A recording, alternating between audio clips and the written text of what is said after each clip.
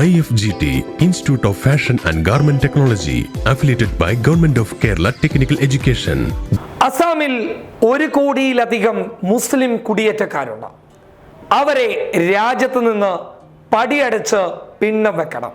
ഇതായിരുന്നു പൗരത്വ ബില്ലിലൂടെ BJP ലക്ഷ്യം വെച്ചത്. ഇതിലൂടെ അവർക്ക് വ്യക്തമായ വോട്ട് ബാങ്ക് രാഷ്ട്രീയം ഉണ്ടാക്കാൻ വേണ്ടി സാധിക്കും.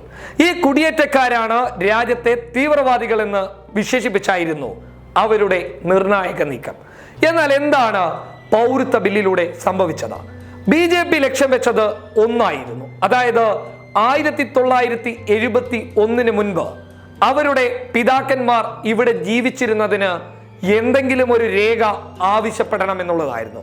അങ്ങനെ ആവശ്യപ്പെട്ട് കഴിഞ്ഞാൽ മുസ്ലിങ്ങൾക്ക് നൽകാൻ സാധിക്കുകയില്ല എന്നതാണ് BJP സ്വപ്നം കണ്ടത്. അപ്പോൾ 99% വരുന്ന മുസ്ലിങ്ങൾ രാജ്യത്ത് നിന്ന് പുറത്താക്കപ്പെടും. അതായത് NRC പട്ടികക്ക് പുറത്തു പോകും. ബാക്കി വരുന്ന ഹൈന്ദവരെ, ഹിന്ദുക്കളെ, മറ്റുള്ള മതസ്ഥരെ തങ്ങൾ സംരക്ഷിക്കുമെന്ന് അമിത്ഷാ തുറന്നു പറഞ്ഞിരുന്നു. പക്ഷേ എന്താണ് യഥാർത്ഥത്തിൽ സംഭവിച്ചത് എന്നുള്ളതിന്റെ വിവരങ്ങൾ ഞങ്ങൾ ഇന്നലെ പറഞ്ഞതാണ്. എന്നാലും വ്യക്തമായി മനസ്സിലാക്കേണ്ടതുണ്ട്. അസാമിലെ ദിൻ ദർപ്പൺ എന്ന് പറയുന്ന ദിനപത്രം ഒരു ഞെട്ടിപ്പിക്കുന്ന കണക്ക് പുറത്തുവിട്ടു. ഇവർ രഹസ്യമാക്കി വെച്ചിരുന്ന കണക്കാണ്. എന്നാൽ അത് പരസ്യമാക്കിയത് ദിൻ ദർപ്പൺ എന്ന് പറയുന്ന ദിനപത്രമാണ്. ആ ദിനപത്രത്തിൽ പുറത്തു വന്നത് അസാമിലെ പൗരത്വ ബില്ലിലൂടെ പുറത്താക്കപ്പെടാൻ വേണ്ടി പോകുന്നത്, അതായത് ഇന്ത്യക്കാരല്ലാത്തവരിൽ ഏറ്റവും കൂടുതലുള്ളത് BJPക്ക് തിരഞ്ഞെടുപ്പിൽ അനുകൂലമായി വോട്ട് രേഖപ്പെടുത്തുന്ന 70% ബംഗാളി ഹിന്ദുക്കളാണ്.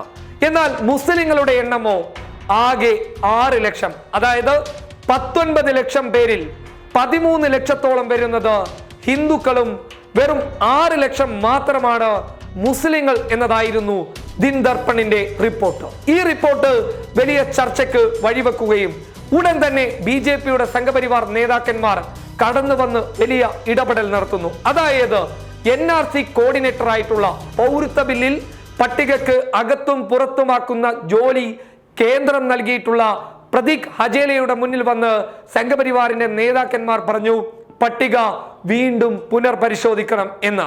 അപ്പോൾ ഒരു ഞെട്ടിപ്പിക്കുന്ന സത്യം അദ്ദേഹം തുറന്നു പറഞ്ഞു, 27 തവണയാണ് ഞങ്ങൾ പട്ടിക പുനർപരിശോധിച്ചിട്ടുള്ളത്. അതായത് വ്യക്തമായ നിരീക്ഷണം നടത്തിയിട്ടുണ്ട് എന്നതാണ് പ്രതീക് ഹജേല പറഞ്ഞത്, NRC കോർഡിനേറ്റർ പറഞ്ഞത്. അപ്പോൾ വ്യക്തമാകുന്ന ഒരു ചിത്രം എന്ന് പറയുന്നത് BJP ലക്ഷ്യം വെച്ചത് മുസ്ലിങ്ങളെ ആയിരുന്നുവെങ്കിൽ കൊണ്ടത് ഹിന്ദുക്കൾക്കാണ്. ആർക്കായാലും അവരൊക്കെ സുരക്ഷിത വലയിൽ വരണമെന്ന് മാത്രമേ ഞങ്ങൾക്ക് പറയാനുള്ളൂ. പക്ഷേ ഇരട്ടത്താപ്പ് എന്തിനാണ് മുസ്ലിങ്ങളോട് കാണിക്കുന്നത്? മുസ്ലിങ്ങൾ എന്ത് തെറ്റാണ് ഈ രാജ്യത്തോട് ചെയ്തിട്ടുള്ളത്? അവർക്ക് ഈ രാജ്യത്ത് ജീവിക്കാൻ പറ്റുമെന്നുള്ളതിന്റെ വ്യക്തമായ തെളിവുകൾ നിങ്ങളുടെ കൈകളിലേക്ക് തന്നില്ലേ? അപ്പോൾ ആരാണ് യഥാർത്ഥ ഇന്ത്യക്കാർ? ആരാണ് യഥാർത്ഥത്തിൽ രേഖകൾ കൈവശമുള്ള ഇന്ത്യയിൽ ജീവിക്കാൻ അർഹതയുള്ളവർ എന്നുള്ളത് ആ 19 ലക്ഷത്തിന്റെ കണക്കെടുത്താൽ മനസ്സിലാവുന്നതേ ഉള്ളൂ. അതിൽ 6 ലക്ഷം മുസ്ലിങ്ങളുണ്ട്.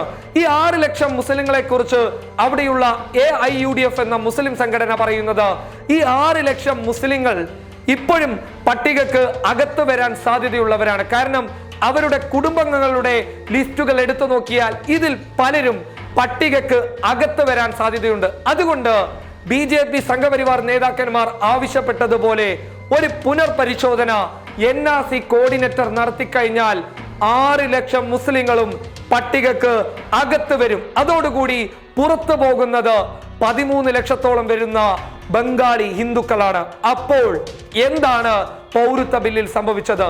എന്തായാലും പട്ടികക്ക് പുറത്തുള്ള ഹിന്ദുക്കളെ സംരക്ഷിക്കാൻ BJPയും സംഘപരിവാരും വരുമ്പോൾ, അത് നിയമപരമായി പോകുമ്പോൾ, സുപ്രീം കോടതിയിലേക്ക് എത്തുമ്പോൾ അത് 6 ലക്ഷം മുസ്ലിങ്ങളെ കൂടി പരിഗണിച്ചുകൊണ്ടായിരിക്കും സുപ്രീം കോടതി ഈ വിഷയത്തിൽ ഇടപെടുക. അപ്പോൾ അമിത്ഷാ പറഞ്ഞതുപോലെ ഹിന്ദുക്കളെ മാത്രമായിരിക്കില്ല, മുസ്ലിങ്ങളെയും കൂടി കേന്ദ്രം സംരക്ഷിക്കപ്പെടേണ്ടി വരും. അതായത് ഈ 6 ലക്ഷം മുസ്ലിങ്ങളെയും കൂടി. അതാണ് വ്യക്തമാക്കി പറയുന്നത് പൗരത്വ ബില്ല് നോട്ട് നിരോധനത്തിനേക്കാൾ വലിയ ഒരു ദുരന്തമായി മാറി. ഇനിയെങ്കിലും ഇത് തിരിച്ചറിയുക. ഇവർ നോട്ടമിട്ടതിനൊക്കെ തിരിച്ചടി ലഭിക്കുന്നത് ഇവരുടെ ലക്ഷ്യം നല്ലതല്ലാത്തത് കൊണ്ട് തന്നെയാണ്. News desk public Kerala.